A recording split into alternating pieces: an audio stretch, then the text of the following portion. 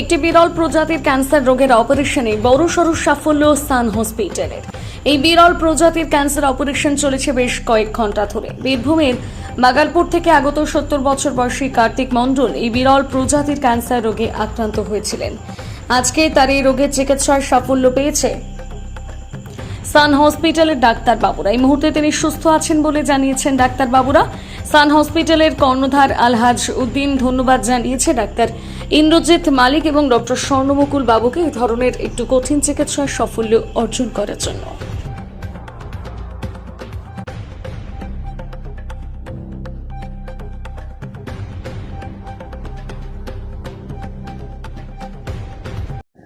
আজকে আমরা দীর্ঘ কয়েক মাস আগে একটি পেশেন্ট পেয়েছিলাম বীরভূমের মোহাম্মদ বাজার থানার একটি গ্রামে আর কি, বাগালপুর বলে একটি গ্রামের একটি পেশেন্ট।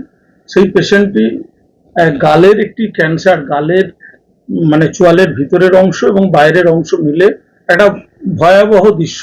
সেটা দেখলে সাধারণ মানুষ ভয় পাবে। সেই অপারেশনটা করার জন্য আমরা বিভিন্ন সার্জনদেরকে, জেনারেল সার্জন, প্লাস্টিক সার্জন, ম্যাক্সোফেশিয়াল সার্জনকে করেছি, কিন্তু সকলেই রিস্ক নিচ্ছিলেন না। কেন টোটাল এই গালটা রিপ্লেস করে অপারেশনটা সাকসেস হওয়া খুব কঠিন ব্যাপার এবং অনেক ধৈর্যের ব্যাপার, বেশ কয়েক ঘন্টা লাগবে। সব স্যাররা রাজি হচ্ছিলেন না, কিন্তু পেশেন্ট পার্টি আমাদের প্রতি এতটাই আস্থাবান, তারা বারবার বলছেন আপনারা যেভাবে হোক ব্যবস্থা করুন। আমরা বাইরে পাঠাতে চেয়েছি, কিন্তু বাইরে ওনারা যেতে চাননি, যে আমরা সান হসপিটালেই করব, যে ওনাদের বহু পেশেন্ট আমাদের এখানে এসে সাকসেস হয়েছে। সেই হিসেবে আমাদের সৌভাগ্য যে একজন তরুণ তুর্কি অঙ্ক সার্জন আমরা ডক্টর ইন্দ্রজিৎ মালিককে পেয়ে স্যারকে যখন প্রস্তাবটা দিলাম, ছবিটা দিলাম এবং সমস্ত রিপোর্টগুলো দিলাম, স্যার বললেন পেশেন্ট যদি কোঅপারেট করে পেশেন্ট পার্টি, তাহলে এটা ব্লাডও লাগবে, তাই 3 বোতল ব্লাড লাগবে, আর অনেক টাইম সাপেক্ষ ব্যাপার, 5 থেকে 6 ঘন্টার ওটি, হ্যাঁ, আর খরচাও হবে। যদি পেশেন্ট পার্টি অ্যাফোর্ড করতে পারে তাহলে আমি করব। যাই হোক, আমরা পেশেন্ট পার্টির সঙ্গে যখন আবার বোর্ড মিটিং করলাম, তখন পেশেন্ট পার্টি রাজি হলেন এবং ডক্টর ইন্দ্রজিৎ মণ্ডল এটা মানে করার সম্মতি দিলেন। এবং অ্যানাস্থেসিস্ট পাওয়া, অজ্ঞানের ডাক্তার পাওয়া কঠিন ব্যাপার, এই 5-6 ঘন্টা ধরে কে সময় দেবেন। হ্যাঁ, তখন আমরা আমাদের ডক্টর স্বর্ণমুকুল বর্ধমানের একজন খুব স্বনামধন্য অ্যানাস্থেসিস্ট, ওনাকেও পেলাম, ওনাকেও প্রস্তাব দিলাম, উনিও রাজি হলেন।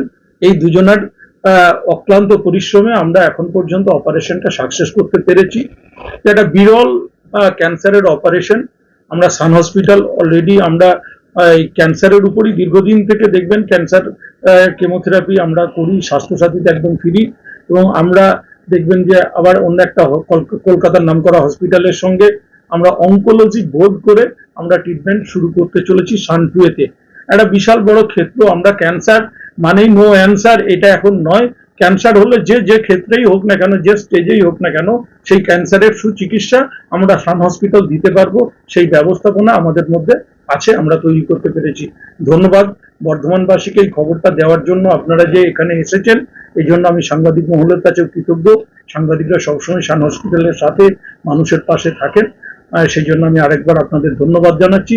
ধন্যবাদ জ্ঞাপন করছি ডক্টর ইন্দ্রজিৎ মণ্ডলকে, মালিককে এবং আমাদের ডক্টর স্বর্ণমুকুলকে। ও স্যারকে কিছু বলার জন্য আমি অনুরোধ করব। রোগী আজ থেকে 6 মাস আগে প্রথম বাঁ দিকের চোয়ালে একটা সমস্যা লক্ষ্য করে, তারপর সেটা আস্তে আস্তে বড় হতে থাকে। তো সেই সমস্যা 6 মাস ধরে থাকার কারণে তার চোয়ালের ভেতরের অংশ থেকে বাইরের অংশটা মুখের সমস্ত জায়গাটাই দখল করে নেয় এবং আস্তে আস্তে বাড়তে থাকে এবং গলার নোডে ছড়িয়ে পড়ে। যা যা পরীক্ষা নিরীক্ষা করার দরকার সমস্ত পরীক্ষা নিরীক্ষা সান হসপিটাল থেকে করার পর আমাকে জানানো হয়, এবং যেহেতু ওনাদের অপারেশন থিয়েটারে ব্যবস্থা আছে, আমি এই অপারেশন বা রিস্ক নিতে রাজি হই। তার সাথে স্বর্ণমুকুল স্যার ছিলেন, যিনি পুরো সময়টাতেই হেল্প করেছেন। প্রথমে গলায় একটা ট্র্যাকিওস্টমি টিউব করতে হয়, যাতে একটা কৃত্রিম শ্বাসনালী তৈরি করা যায়, তার মধ্যে দিয়ে অ্যানাস্থেসিয়াটা দেওয়া হয় অজ্ঞান করার ব্যাপারটা। তার সাথে চোয়ালের যে হাড়, সেই হাড়টাকে সম্পূর্ণভাবে কেটে বাদ দেওয়া হয়। তার সাথে যে জায়গায় ছড়িয়েছিল স্কিন, চোয়ালের ভেতরের অংশ পুরোটাই বাদ দেওয়া হয়। গলার যে লিম্ফ নোডে ছড়ায় সেই সমস্ত লিম্ফ নোডগুলোকে বাদ দেওয়া হয়েছে, এবং তারপরে রোগীর মুখটাকে যতটা সম্ভব এই এজে ফিরিয়ে আনা যায়, যাতে তার ফাংশনাল কাজকর্ম, খাওয়া দাওয়াটা করতে পারে এবং কথাবার্তা বলতে পারে, তার জন্য পুরো ব্যবস্থাটা করা হয়েছে। তার জন্য একটু সময় লাগে। বয়স কত এবং রোগীর বয়স 70 বছর এবং এতদিন ধরে যেহেতু মুখের সমস্যায় প্রধান অসুবিধাটা যেটা হয়, রোগী খেতে পারে না, কেননা খাওয়ার সাথে সাথে অসুবিধে হয়, সেই জন্য রোগী খাওয়া দাওয়া কমিয়ে দেয়। সেই ব্যাপারের জন্য রোগী একটু রোগা হয়ে যায়। সেই সমস্ত সমস্যার জন্য রোগীর ব্লাড বা হিমোগ্লোবিন কমতে থাকে। সেই সমস্ত কিছু খেয়াল রেখে তারপর অজ্ঞানের জন্য নিয়ে যাওয়া, অপারেশন করা, সেই ব্যবস্থা করতে হয়। কি থেকে হয়েছে বলে মনে হয় ওনার এই রোগটা? মেনলি ওরাল ক্যান্সারের সবচেয়ে বড় কারণ স্মোকিং এবং অ্যালকোহল, ধূমপান এবং বা তামাক সেবন, তার সাথে হচ্ছে মদ্যপান।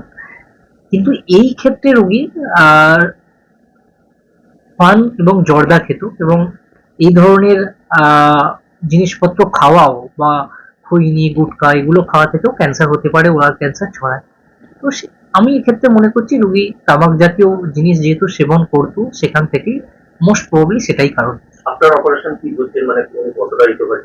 আচ্ছা, এখানে কয়েকটা জিনিস মুখের ক্যান্সারের ক্ষেত্রে আমাদের দেখতে হয় অপারেশনের পর। প্রথম কয়েকদিন খুব ইম্পর্টেন্ট, কেননা গলায় একটা কৃত্রিম শ্বাসনালী আছে। সেই শ্বাসনালীতে যাতে ঠিকঠাকভাবে শ্বাস যতদিন না নিতে পারছি এটা থাকবে। যখন উনি একটু রিকভারি করবেন, আস্তে আস্তে আমরা গলার শ্বাসনালী খুলে দেব এবং নাক দিয়ে যাতে শ্বাস প্রশ্বাস নিতে পারে। মুখে যেহেতু অপারেশন হয়েছে, খাবার খেতে পারবেন না, খাবারটা রাইস টিউব দিয়ে খাবে। আস্তে আস্তে যখন রোগী একটু সুস্থ হবে, তখন আমরা মুখে খাবার দাবার শুরু করব এবং আস্তে আস্তে আশা করছি উনি মুখেও খেতে পারবে। যখন মুখে ঠিকঠাক ভাবে খেতে পারবে, তখন আমরা ওনাকে আস্তে আস্তে ছুটি করব।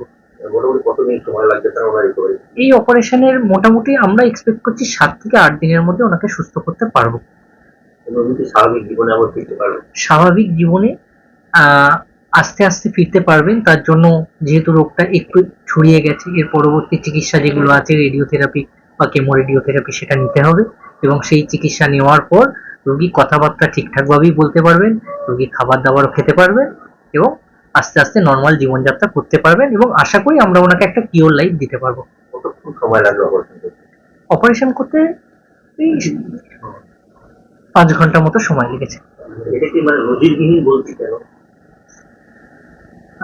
তার কারণ এই অপারেশনের ক্ষেত্রে এতটা অংশ বাদ দেওয়া এবং তারপর তার রিকনস্ট্রাকশন করা, এই ব্যাপারটা একটু রিস্কি ব্যাপার এবং এগুলো শুধুমাত্র যেখানে প্রপার ফেসিলিটি থাকে হয়। এখানে আমি দেখেছি এখানকার যারা আছে তারা ট্র্যাকিওস্টমি সম্বন্ধে এবং এই অপারেশন সম্বন্ধে খুবই ওয়াকিবহাল এবং জানে ব্যাপারটা, ওরা ম্যানেজ করতে পারবে, সেই আশা রেখেই আমরা করেছি। আপনার প্লাস্টিক সার্জারি এরকম কিছু প্রয়োজন হবে?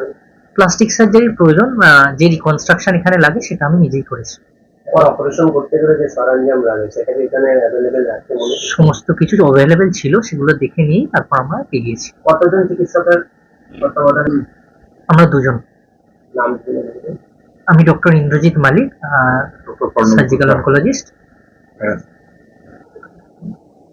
এইমাত্র ডাক্তারবাবু যেটা বললেন ইন্দ্রজিৎ, যে এই অপারেশনটা নজিরবিহীন করার কারণ ওটাই যে এই অপারেশন করতে গেলে যেটুকু টাইম লাগে এবং পেশেন্ট এই এতক্ষণ ধরে ধরুন অ্যানাস্থেসিয়া দেওয়া হচ্ছে, এর যে একটা ব্লিডিং হচ্ছে বা এর মধ্যে যে অ্যাড্রিনালিন সিক্রেট হচ্ছে বা বিপি বেড়ে যাচ্ছে, পালস কমে যাচ্ছে, এই জিনিসগুলোর জন্য আমাদের উপযুক্ত মনিটরিং এর দরকার হয় এবং উপযুক্ত সেট আপের দরকার হয়। এই সান হসপিটালে এই উপযুক্ত সেট আপ আছে, এখানে উপযুক্ত মনিটরিং এর ব্যবস্থা, সব ধরনের ইন্টার অপারেটিভ মনিটরিং গুলো দরকার হয় এবং যদি ইন্টার অপারেটিভ মনিটরিং ঠিকঠাক হয়, পেশেন্টকে যদি আমরা ঠিকঠাক ভাবে মানে উপযুক্ত বয়েস মেশিন যেটা এখানে আছে, একদম ওয়ার্ক স্টেশন যা আছে দিয়ে এখানে সবকিছু পাওয়া গেছে বলে এটা এই কাজটা খুব একটা শক্ত মনে হয়নি এবং সহজই হয়েছে এবং পেশেন্ট অপারেশনের মানে 10-15 মিনিট পরই সুন্দরভাবে জ্ঞান ফ্যান ফিরে গেছে, কথা বলছে, অসুবিধা কিছু হয়নি। 5 ঘন্টা ধরে মানে অ্যাস্টেরিকের মধ্যে রাখা, এটা একটা মানে হ্যাঁ, এটা আগে সত্যি শক্ত ছিল, কিন্তু এখন মানে যদি উন্নত পরিকাঠামো থাকে কোনো নার্সিং হোমে বা উন্নত যন্ত্রপাতি অ্যানাস্থেসিয়া যেগুলো লাগে থাকে, উপযুক্ত মনিটরিং এর ব্যবস্থা থাকে, সেটা খুব একটা শক্ত হয় না। এটা এই সান হসপিটালে আমরা পেয়েছি এবং এই ধরনের অপারেশন করার আগে আমরা তো আগে দেখে নেবো যে সবকিছু ঠিকঠাক আছে কিনা। তো এই হসপিটালে যারা স্টাফ আছেন ওটিতে এবং যেসব মেশিন পত্র আছে সব উপযুক্তভাবে সব ফেসিলিটি অ্যাভেলেবেল আছে, ওই জন্য এইরকম রিস্ক আমরা নিতে পেরেছি এবং কনফিডেন্সও ছিলাম যে বেরিয়ে আসবো, অসুবিধা কিছু হয়নি, মানে সুন্দরভাবে সবকিছু সফল হয়েছে। বাড়ি হয়েছে বাগলপুর, আর থানা হয়েছে এমডি বাজার, জেলা বীরভূম। কি হয়েছিল কি? আপনার ক্যান্সার হয়েছিল। আচ্ছা, এই আপনাদের কি চিন্তা ভাবনা ছিল, এটা নিয়ে কতটা টেনশনে ছিলেন? হ্যাঁ, টেনশন তো ছিলই। বাবা কি করতেন? চাষবাস করতেন। আর মানে কি কারণে এটা হয়েছে বলে মনে হচ্ছে? এটা খৈনি খেত তো আগে। আচ্ছা, ওই জন্য। কিভাবে এখানে যোগাযোগ হলো কি এখানে এলে ঠিকমতো হতে পারে এটা? এটা আমাদের ওই কৃষ্ণমশাই এসছে, কৃষ্ণমশাই নিয়ে এসছে। এর আগেও এখানে কোনো কাজকর্ম করা হয়েছিল মানে? না, আগে কোনোদিন আসেনি। এর প্রথম এই প্রথম। আসার পর কি দেখলেন, কেমন ধরনের কাজকর্ম? না, ঠিক আছে। এত বড় অপারেশন সাকসেসফুল। চিন্তা এখন ধরুন অনেকটাই মুক্ত হয়েছি, কারণ দেখা যাক কি হচ্ছে, স্যার কীরকম ট্রিটমেন্ট করছে। অপারেশন তো বলছে সাকসেসফুল হয়েছে, সাকসেসফুল হয়েছে। কিছু চিন্তা কি দূর হয়েছে মনে হচ্ছে? হ্যাঁ, কিছুটা তো দূর হয়েছে।